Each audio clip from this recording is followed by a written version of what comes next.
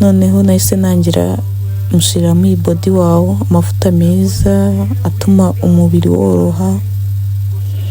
Niyo nahise mwitiramo, afite na SPF 50 akurinda izuba, ni meza. Mushiramo n'isabune Revive body wash, mushiramo ni nziza. Niba ukunda kugira impumuro ugakaraba ariko ugasigarana impumuro itameze neza, iriya sabune ni sure deal.